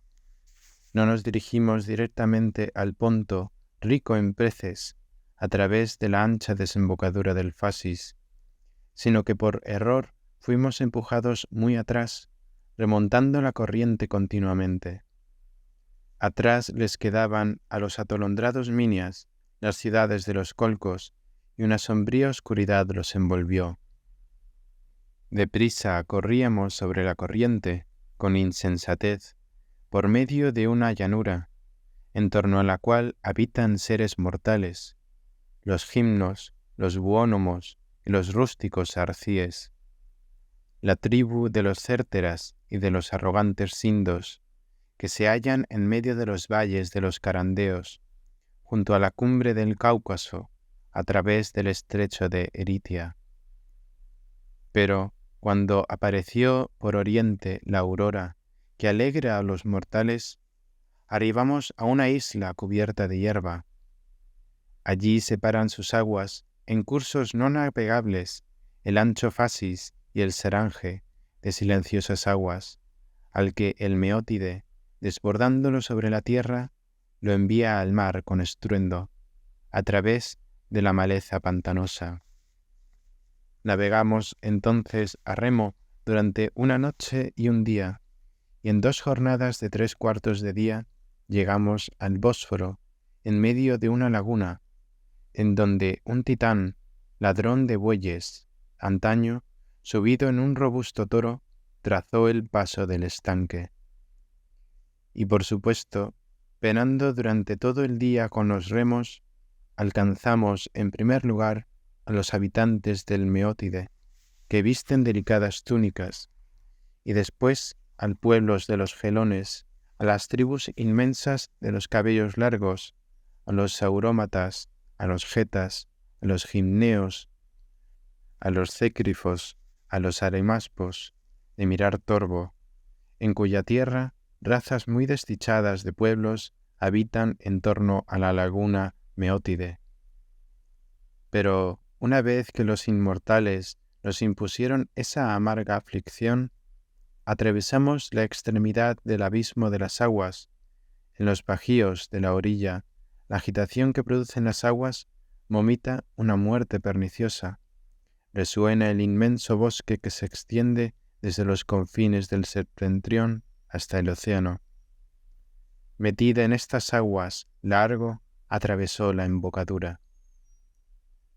Fatigándonos durante 9 noches y 9 días, dejamos aquí y allá tribus de hombres crueles, la raza de los pactos, de los arctios, de los arrogantes lelios y los escitas armados de arco, fieles servidores de Ares, los antropófagos tauros que ofrecen a Muniquía víctimas que no sonríen, y la crátera se empapa de sangre humana. Y más arriba, los hiperbóreos, los nómadas y el pueblo caspio. Pero cuando apareció la 10ª aurora que ilumina a los mortales, arribamos a los valles ripeos, y desde allí rápidamente la Argo avanzó impulsando su carrera a través de un cauce estrecho, y cayó al océano que los mortales hiperbóreos llaman Ponto Cronio y Mar Muerto. Y no queríamos escapar ya a una muerte miserable, si Anceo no hubiera impulsado la nave, que se movía por una fuerza poderosa, a dirigirse a la orilla derecha, poniendo su confianza en el pulido timón, y la nave saltó, forzada por las dos manos. Pero como estábamos dominados por la pesadez de los remos y las manos ya no aguantaban, afligidos en su corazón, doblaron los codos y apoyaron su frente sobre ellos, tratando de secarse el sudor, y su corazón se consumía de hambre. Saltó Anceo y excitó a todos los héroes, exhortándolos con palabras suaves. Ellos, entonces, con cables que los enlazaban bien, superaron el bordo de la nave y metieron sus delicados tobillos en el bajo fondo marino. Acto seguido, Argos y Anceo, desde el extremo de la popa, ajustaron a los cables que los enlazaban una larga cuerda y la arrojaron para que sujetaran el cabo. Rápidamente, parte de los héroes, corriendo por la orilla, tiraban aprisa de ella, y la nave surcadora del Ponto los seguía, trazando húmedos caminos entre los guijarros pulidos.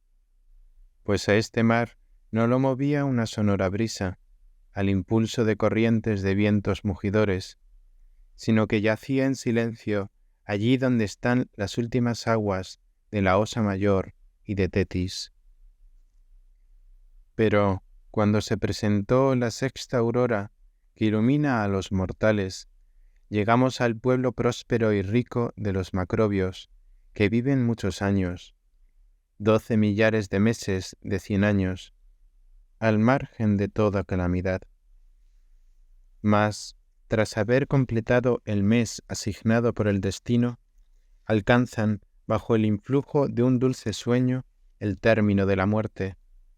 No les preocupa a estos un método de vida, ni los trabajos de los hombres. En medio de yerbazales, atascan plantas dulces como la miel, recogen bebida divina en el inmortal rocío, y todos por igual traslucen una grata camaradería. Una dulce calma se manifiesta constantemente en sus cejas, en hijos y padres, y la sensatez de su mente se refleja en hacer buenas obras y en hablar con prudencia. Dejamos atrás estas poblaciones y hacia el mar nos encaminamos a pie. A continuación, impulsando nuestro ágil navío, llegamos a los cimerios, que son los únicos, como se sabe, privados del resplandor del sol de estremecedor fuego, pues el monte Ripeo y el desfiladero de Calpis lo cierran al levante, y se reclina el monstruoso Flegre sobre el cielo de mediodía, echándoles su sombra de cerca. Los puntiagudos Alpes ocultan a estos mortales la luz del atardecer, y la oscuridad se cierne sobre ellos sin cesar. Saliendo por allí, llegamos a pie, a toda prisa, a un recodo áspero y a una costa sin vientos, donde, brotando en profundos remolinos, fluye el río Aqueronte, de áureas corrientes, a través de un helado paraje, esparciendo su agua semejante a la plata. Un sombrío pantano la recibe. Y en las orillas del río, de cerca, se entrechocan con estrépito árboles poderosos, a los que el fruto carga día y noche de una manera continua. En su entorno, la baja y rica en pastos Herminiona se sustenta con sus murallas entre avenidas bien trazadas. Viven en ella las especies de hombres más justos para los que una sola nave es suficiente cuando mueren, y las almas se trasladan al Aqueronte desde la cóncava nave. Cerca tienen ciudades, las infranqueables puertas del Hades, y el pueblo de los sueños. Pero cuando pasamos por la ciudad y en las mansiones de estos pueblos, tras haber colmado, para nuestra desgracia, un pesado infortunio, vino entonces Anceo de la nave y ordenó a sus cansados compañeros que todos a la vez embarcaran deprisa, y les habló con dulces palabras. Soportad, amigos, esta fatiga, pues no espero que se presente nada peor. En efecto, observo que ya se estremece un céfiro de potente soplo, y no es imprevisible que el agua del océano corra ruidosamente en la arena.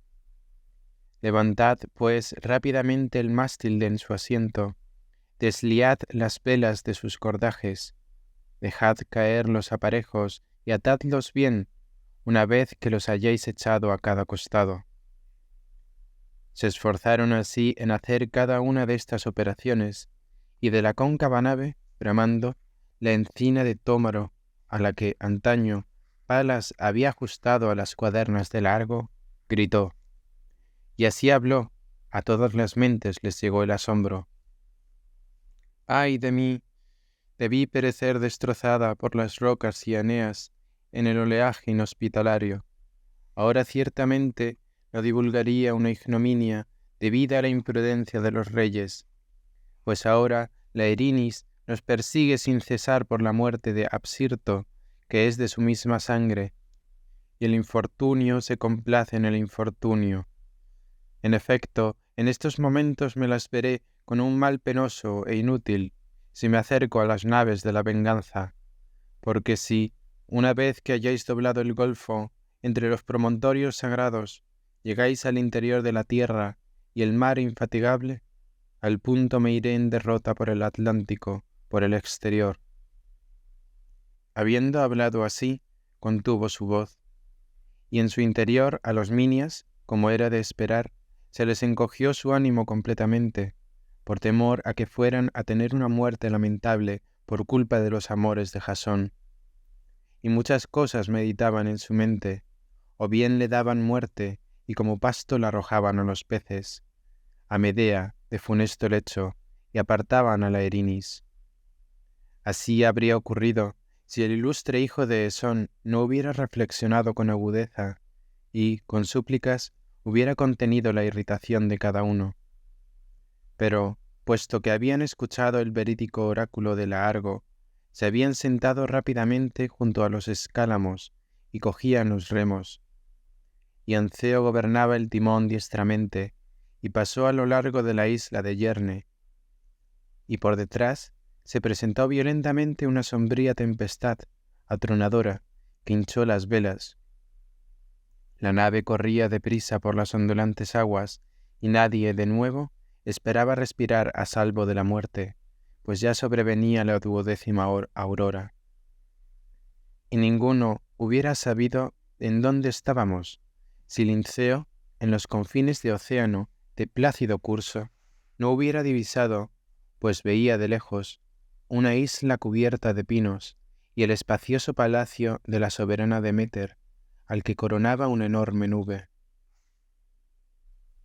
De este tema, prudente Museo, has oído todo lo que se ha dicho, cómo en una ocasión sus hermanas engañaron a Perséfone, cuando recogía tiernas flores con sus manos en un ancho y grandioso bosque, y cómo después Plutón, tras uncir sus caballos de azuradas crines, atacó a la muchacha de acuerdo con la decisión de la divinidad, la arrebató y se la llevó entre las olas estériles.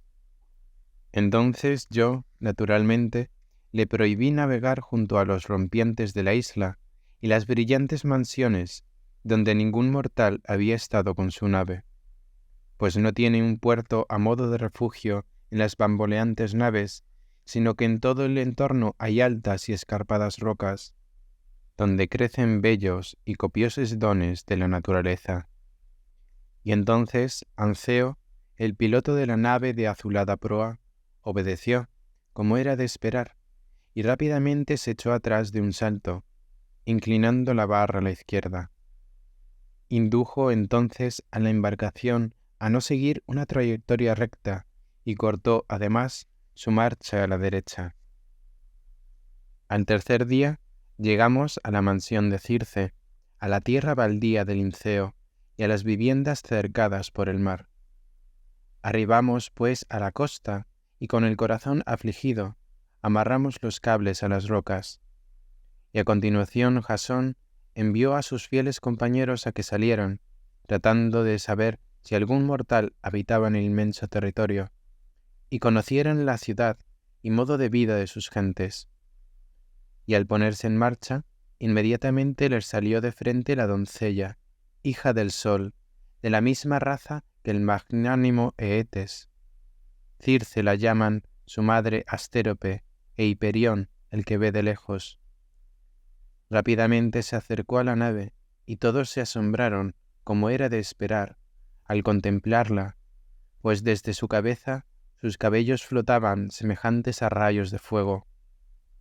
Brillaba su rostro hermoso, y un hálito de fuego resplandecía de su persona. Pero cuando Circe contempló con sus ojos a Medea, cubierta con un velo, se había tapado por pudor las mejillas con su vestido, pues el pálido dolor oprimía su corazón. Compadeciéndose de ella, la interpeló y le dijo: «Oh desdichada, ¿por qué te ha impuesto Cipris tal sino? Pues sin duda no os habéis olvidado de los desatinos que habéis cometido antes de llegar a mi isla, respecto a tu anciano padre y a tu hermano, al que disteis espantosa muerte. Porque si os mantenéis indiferentes ante vuestras maldades, sin purificar, no creo que os acerquéis a vuestra patria, hasta que lavéis vuestro crimen con las divinas y puras prácticas de Orfeo, en las riberas de Málea. Pues la ley de mi casa no permite que lleguen a ella personas pendientes de una expiación. Sin duda, vosotros estáis contaminados por una mancha que impone esa exigencia. Mas al punto, propicia, os enviaré como presentes de hospitalidad para vuestra provisión, alimentos, vino dulce y abundante carne, además». Así habló y se retiró volando, y en medio de la nave se hallaban preparadas vasijas de comida y bebida. Y mientras nos dábamos prisa, un viento agudo y propicio se extendió. Entonces, soltando amarras de esta isla, llegamos, a través de las olas, a la embocadura del Tarteso, y arribamos a las columnas de Hércules. Y en torno a los sagrados promontorios del soberano Dioniso, permanecimos al atardecer, pues nuestro ánimo necesitaba comida. Y cuando el resplandor que trae la luz se despertó por oriente, hendimos con nuestros remos la azulada agua del mar desde el alba, y llegamos al abismo de los sardos, a los golfos de los latinos, a las islas de Ausonia y a las costas tirrenas. Pero cuando nos encontramos en el resonante estrecho de Lilibeo y alcanzamos la isla Triloquina, la llama etnia de Encélado contuvo nuestras ansias. Entonces, por encima de la proa, viniendo del fondo, una funesta ola borboteaba, y desde la más remota profundidad resonó ruidosamente Caribdis, con sus aguas burbujeantes, y alcanzó la extremidad del mástil. Y como era de esperar, la corriente retuvo allí mismo a la nave, y no le permitió progresar, ni retroceder, sino que en giros continuos erraba en la funesta profundidad. Y a punto estaba quizá de sumergirse largo en el abismo, si la hija mayor del anciano del mar no hubiera deseado ver a su robusto esposo Peleo. Propicia surgió de la profundidad, libró de la destrucción a la embarcación Argo y la salvó del fango. Entonces, navegando, llegamos a no mucha distancia a un promontorio rocoso, una escarpada roca que se extiende por encima y con una concavidad lisa ejerce su presión sobre el mar, hacia adentro, y el agua azulada resuena en su interior. Sentadas allí unas muchachas dejan oír su voz sonora y seducen a los hombres, que les prestan atención, haciéndoles olvidarse de su regreso. Agradó, pues, entonces a los minias la indagación del canto de las sirenas. No tenían intención de sobrepasar la perniciosa voz y escaparon los remos de sus manos, y Anceo conducía hacia la escarpada colina, sillón o aderezo, tensando la forminge con mis manos, la grata composición de un canto de mi madre. Con sonoros gritos entonaba un canto maravilloso que expresaba cómo en una ocasión disputaron por unos caballos rápidos como la tempestad, Zeus que atrona en las alturas y el marino sacudidor de la tierra. Y el de la negra cabellera, irritándose contra el padre Zeus, golpeó con su tridente de oro la tierra lictonia, y súbitamente la dispersó por el ponto infinito para formar islas marinas, a las que dieron por nombre Cerdeña, Eubea y Chipre, azotada por los vientos. Entonces, pues, mientras seguía tocando mi forminge, desde lo alto del nevado escollo, las sirenas se asomaron y cesaron en su canto. La una dejó caer de sus manos su lira, la otra su cítara. Gimieron terriblemente, porque el triste destino de una muerte falsa había venido. Y desde lo alto de la escarpada cima se lanzaron a las profundidades del estruendoso mar, y su cuerpo y su arrogante figura se transformaron en rocas. Y, después que en su carrera largo eludió este destino, llegó a las aguas profundas del golfo, y henchida de vientos rápidos en sus cordajes, arribó a la muy divina Corcira, que habitaban, expertos en los remos y en los viajes marítimos, los feacios. Y Alcino, el más justo de los reyes, como es sabido, les hacía cumplir con su autoridad las leyes. Atamos las amarras y nos dispusimos a celebrar sacrificios en honor de Zeus, que todo lo vaticina, y de Apolo ribereño. Mas en ese momento, dándose prisa con los remos, se lanzaron con sus innumerables naves las poderosas tropas de Eetes, de los Colcos, de los Eranos, de los Carandeos y de los Sólimos, en su intento de alcanzar a los Minias, para llevar a Medea a presencia de su padre Eetes, y que pagara en compensación la muerte de su hermano, debida a su maldad temeraria. Y cuando llegaron al refugio de la ensenada, junto al fondeadero, rápidamente, como era de esperar, los heraldos marcharon al palacio de Alcínoo, y las rodillas de Medea se aflojaron, y el temor volvió pálidas sus mejillas, ante la idea de que la enviara a la fuerza a su casa el rey de los feacios, y sus hechos no fueran divulgados. Pero el destino que cumple sus proyectos no lo consintió, hasta que Jasón hubiera forjado en el palacio de Pelias, para perdición funesta, un fatal sino al propio soberano. Mas, cuando escucharon la voz del cruel rey, Arete, la de rosados brazos, y el deiforme Alcínoo, rápidamente ordenó éste a los heraldos que trajeran a la muchacha, objeto de la disputa, de la protectora nave, y pagara a su padre por su crimen. Pero la ilustrísima soberana Arete se compadeció de ella, y dirigiéndose con suavidad a su esposo, le habló de esta manera: No es grato apartarse del esposo, privarse del lecho y extinguir la antorcha del amor. Pues Afrodita Dionea mucho se irrita contra los hombres y mujeres que maquinen estos actos.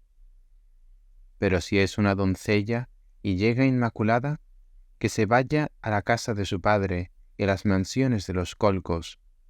En cambio, si se ha prestado a cumplir sus funciones de compañera conyugal en el lecho, que se la lleve su esposo.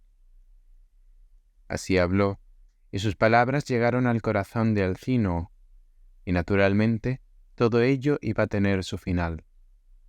Pero la intención no les pasó desapercibida a los minias.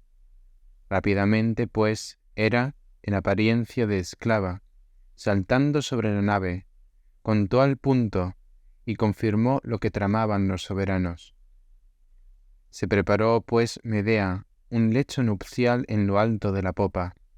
Extendieron un jergón, y en torno a aquel desplegaron el vellocino de oro.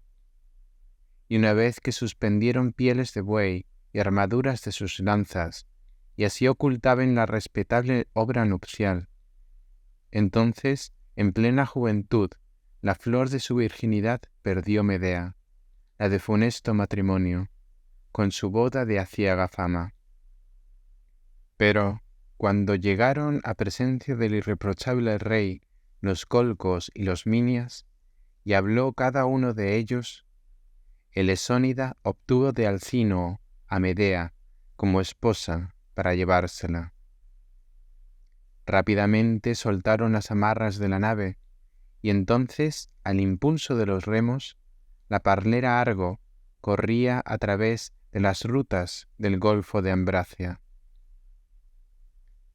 En este punto, ¿qué te diré a ti, Museo, hijo de una diosa, de todo cuanto padecí, al igual que los minias, a consecuencia de los vendavales junto a la Sirte, o bien de qué modo se salvaron de su errante viaje por el mar, y también de cuántos padecimientos sufrieron en Creta, oteando a donde quiera que llegábamos al triple gigante de bronce, que, como es sabido, no permitía acercarnos al interior de los puertos?